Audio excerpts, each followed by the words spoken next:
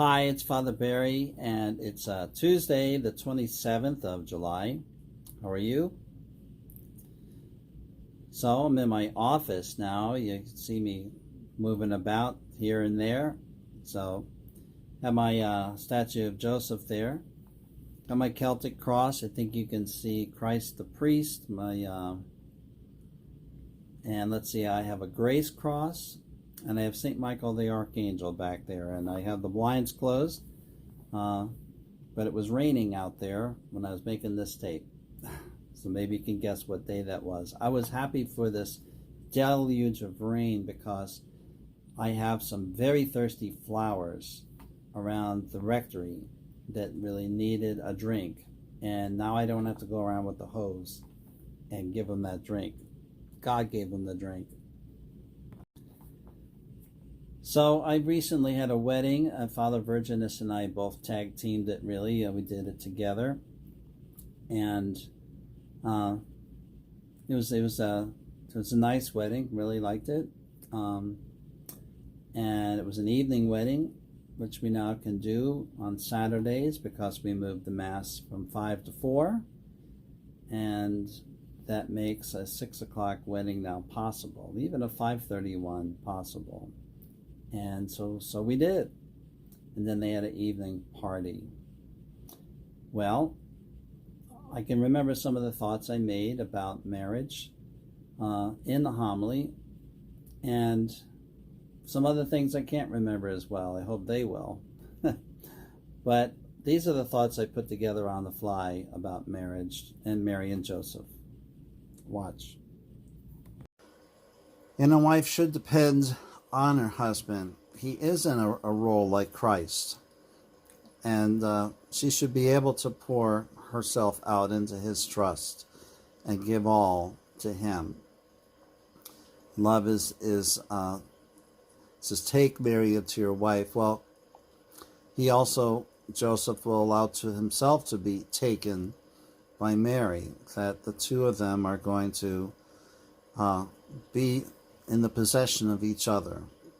You are in the possession of another person when you wed them. I, John, take you, Mary, to be my wife, to love you and honor you all the days of my life. That's in the wedding vows, the one I recently witnessed in our church, and that I take you. So what's implied is that somebody is giving themselves away in that moment.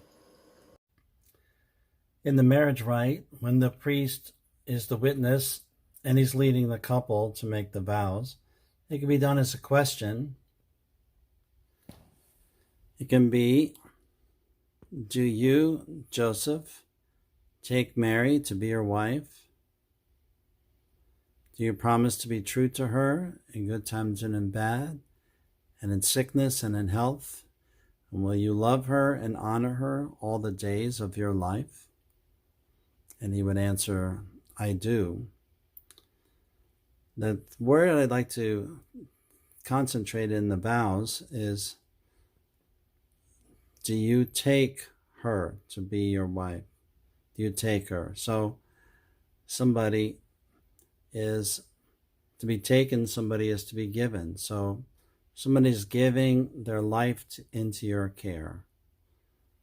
And so I'd like to call attention to Joseph's being encouraged by the angel to take Mary as his wife. Here's a picture in the book of the Holy Spouses Espousal, and it just shows that the two of them are open to what God has planned. See, really in the end, it's all of what God has planned for us.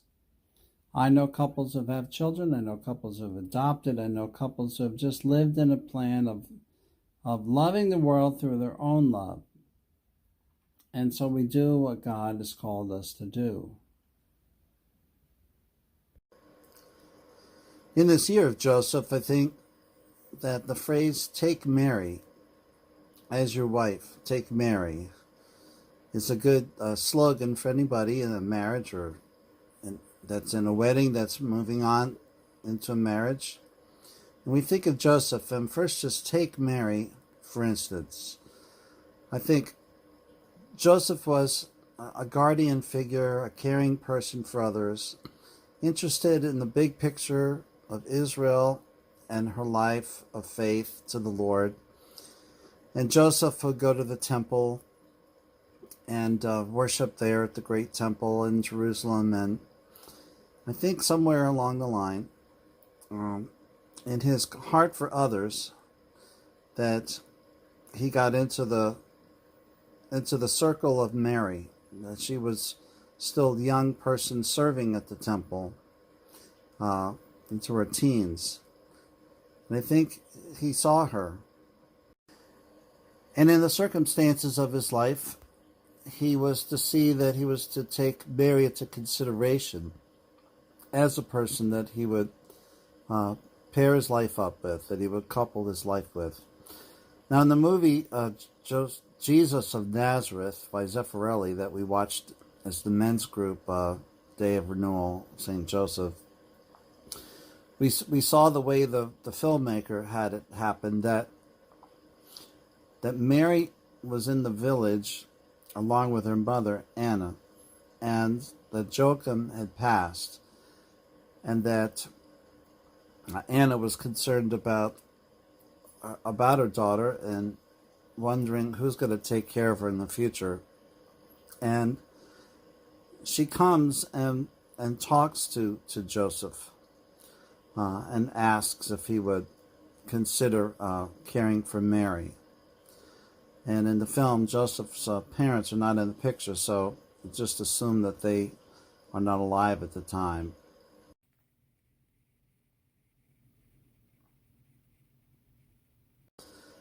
So the way the film puts it, Anna goes to the rabbi of the village and also goes then to Joseph and asks if he could propose to Mary. Even though she's a teen, back then that was kind of normal. But the circumstances, someone needed to take care of Mary. And she was an extraordinary person, but Anna saw Joseph as kind of an extraordinary person for her, a good match. And then, in the old days, the parents were the ones that match up the betrothals.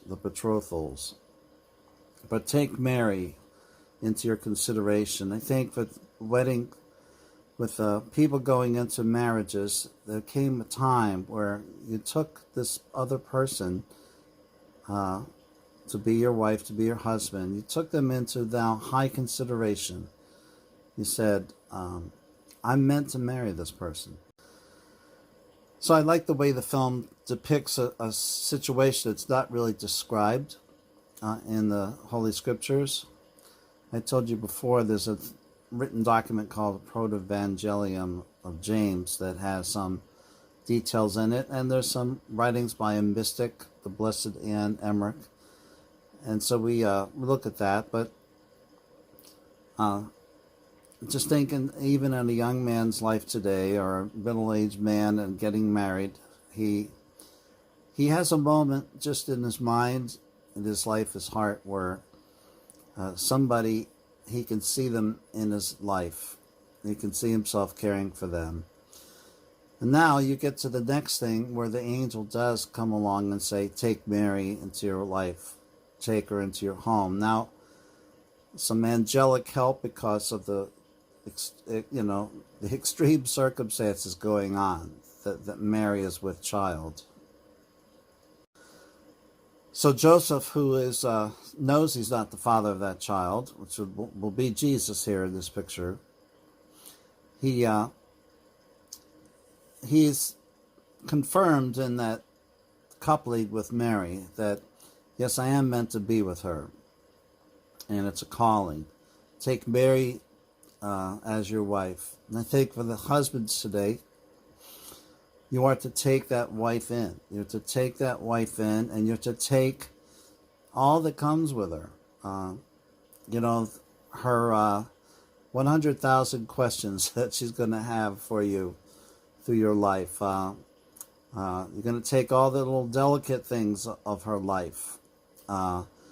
as First Timothy calls the woman the delicate vessel, and that a man in the care guardian role for a wife is to have knowledge of a woman, that she's delicate and she needs to be treated as a special vessel. I think in Joseph's wedding to Mary, his marriage to Mary, just like weddings today that are sacraments, the groom is meant to see too that here's a person that I need a bottomless heart of love for. And Joseph would see Mary then as a person that he would have to go to his Lord to create a bottomless well of love, that I need to have unconditional love for this woman. I need to have endless love for this woman, endless care. I need to keep loving her every single day. And it's really about just how much love can come forth from me to her. And so that's why it's so important to receive a lot of love from heaven. So a call to marriage is a call to be receiving a lot of love from God into your own being, so that you can share it into the other, and that you'll have a source, a wellspring. So there was a betrothal of Joseph and Mary. There was a pledge for marriage, and then there was the actual wedding ceremony that is depicted in St. Matthew's Cathedral, where we started this program. And there is a time where we are before God making promises for marriage with couples. And they are making a promise to God, and God is making a promise to them that He will help us have an endless supply for each other, and give us the means to be devoted to the other, and that the two shall become one. And then in the midst of a marriage, then they can bring a care to a child, or bring a care to a community, to the world, and that their heart can be fruitful toward the other. This is Father Barry.